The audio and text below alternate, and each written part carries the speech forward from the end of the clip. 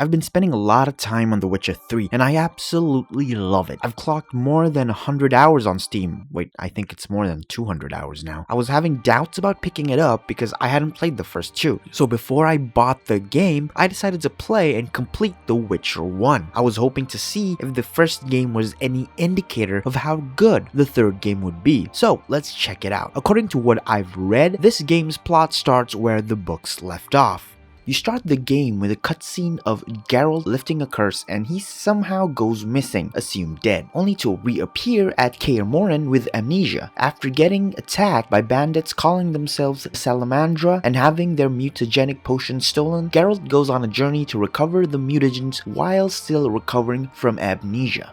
The amnesia thing sounds like a cliche, but it's very well done. The Witcher already has a rich lore behind it, but with Geralt's lost memory, like you, he has to learn about things he's supposed to already know.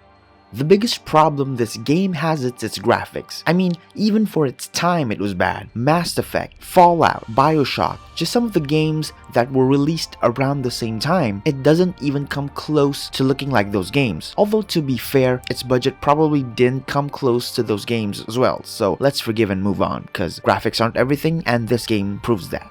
To clarify, the vanilla textures look bad, but after downloading some texture and UI mods, the game starts looking really nice. I'll link the mod in the video description below, so if you wanna check it out, please do.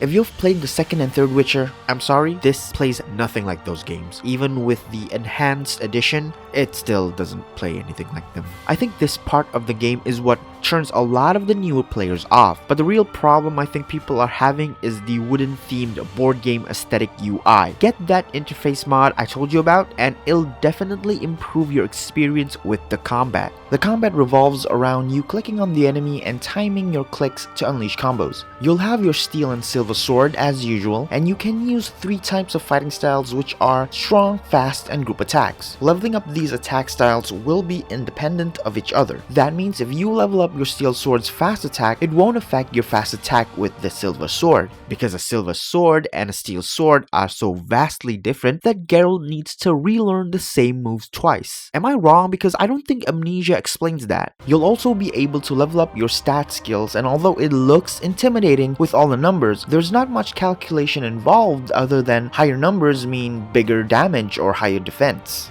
After completing the game with the vanilla combat system, I'm now playing it with the full combat rebalance mod, which I think is way too hard and I need to uninstall that shit. It's more or less the same but tweaks the combat to make it more realistic and true to the lore in terms of Geralt's stats. One big change in the combat is leaving your back open to attack is almost certain death. The Witcher 1's vanilla combat is mainly laid back, but if you prefer to be more involved in your combat decisions, get this mod. It's made by one of the original devs and it's obvious that a lot of thought and effort was put into this mod. My biggest surprise is how quickly I got used to the combat and mechanics. I mean, I really had fun playing this game. It's a Witcher game through and through. The story is well written and with a lot of branching story plots, and every side quest is made with careful detail, which can pretty much be said about the Witcher series as a whole. This game isn't something you'd want to rush on your first playthrough. Although not an open world game, there's plenty of exploration to be done. The first Witcher hasn't aged well in some aspects, but content is not an issue.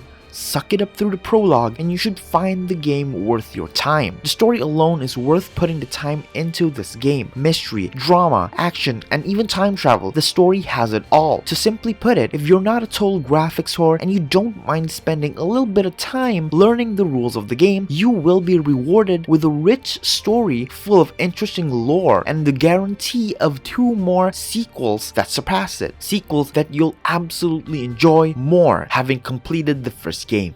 Alright guys, so that's all the time I have for this video. I hope you enjoyed it. If you did, you know what to do. See you guys in the next video.